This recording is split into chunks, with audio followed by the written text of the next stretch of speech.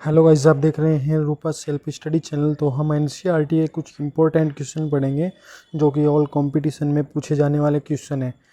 जैसे कि हम पढ़ेंगे सबसे पहले फर्स्ट क्वेश्चन, निम्न कोशिकांगों के युग्म में किस में डीएनए नहीं होता। ये पूछ रहा है कि सेल ऑर्गन होते हैं, बहुत सारे सेल ऑर्गन्स होते हैं और उनमें युग्मन में जो उनका युग्म होता है उनमें डीएनए नहीं पाया जाता है। ऐसा इसका आंसर कौन सा होगा? तो इसका आंसर राइट होगा लेयनकाय एवं रसधानियाँ, ये वाला। ठीक है, इसका फर्स्ट का क्वेश्चन आपका 3 होगा।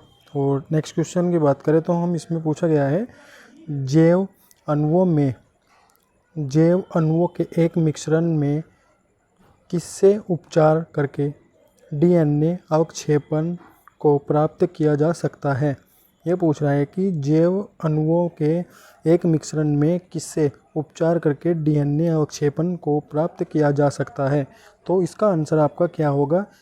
शीतीत इथेनॉल से इसका आंसर होगा आपका सेकंड। तो नेक्स्ट क्वेश्चन की तरफ अगर हम बढ़े तो आपको ये देखने को मिलेगा कि कुछ पादपों में मादा युग्मक बिना विसेचन के भ्रूण में परिवर्तित हो जाता है। इस घटना को क्या कहा जाता है? तो इसको क्या कहा जाएगा? इसका आंसर होगा युग्मक संलयन। ठीक है, संलयन। ठीक, इसका आंसर युग्मक और संलयन होगा।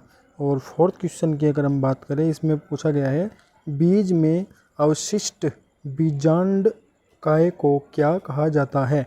इसका आंसर जल्दी से आप कमेंट में बताएं कि इसका फोर्थ का आंसर क्या होगा। ये एनसीईआरटी नीट में भी पूछे जाने वाले क्वेश्चन है और ऑल इंडिया जो कंपटीशन होते हैं जिनमें बायोलॉजी आती है उनमें सभी में पूछे जाते हैं। तो 4 का आंसर आपको बताना है क्या होगा। अगर हम 4 की बात करें तो इसका आंसर होगा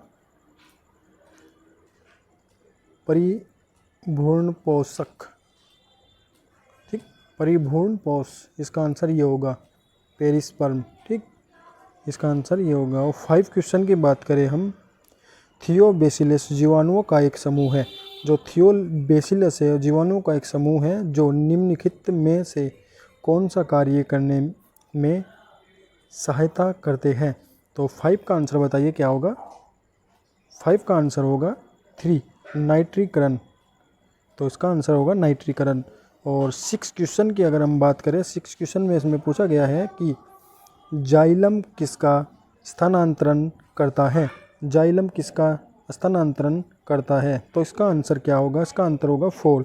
जो जाइलम होता है वो किसका स्थानांतर करता है? वो जल का करता है, खनिज का, लवणों का, जल का भी, खनिज का भी, लवणों का भी और कुछ जैविक नाइट्रोजन एवं हार्मोनों का भी। तो इसका आंसर होगा 4। अगर हम बात करें 7 क्वेश्चन की, गो प्रस्थाव में कोशिकाएं, तो इसका आंसर क्या होगा? ठीक, गो प्रस्थाव मतलब गो प्रावस्था में कोशिकाएं, इसका आंसर होगा कोशिका चक्र से बाहर निकल जाती है। कोशिका चक्र से बाहर निकल जाती है। और 8th क्वेश्चन होगा निम्नलिखित में से कौन सा पारिस्थितिकी, ठीक, जो निम्नलिखित में से कौन सा पारिस्थितिकी पिरामिड सामान्यतः उल्टा होता है। ऐसा कौन सा पिरामिड्स होता है जो सामान्यतः उल्टा होता है, इसके बारे में पूछा गया है। तो इसका आंसर होगा एक समुद्र में जैव भार का पिरामिड। जो एक समुद्र होता है उसमें जो जैव भार का पिरामिड होता है वो सामान्यतः उल्टा होता है। इसका आंसर होगा 4।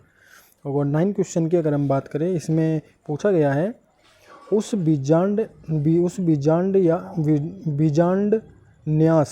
बीजांड न्यास को क्या कहा जाता है जिसमें बीजांड और अंडाशय की भीतरी भित्ति, जो भित्ति होती है उसे बोलते हैं सेल वॉल।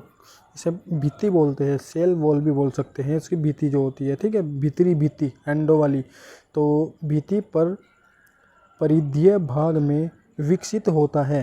तो 9th क्वेश्चन की अगर बात करें तो इसका आंसर क्या होगा? इसका आंसर होगा 3 आंसर, मतलब भित्तीय होगा इसका, पेरेटियल।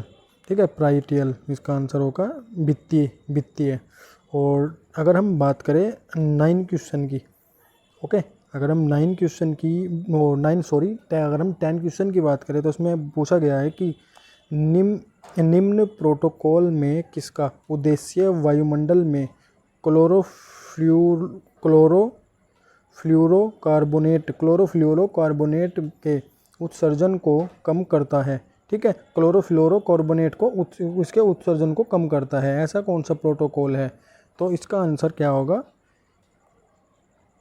मॉन्ट्रियल प्रोटोकॉल इसका आंसर फर्स्ट होगा।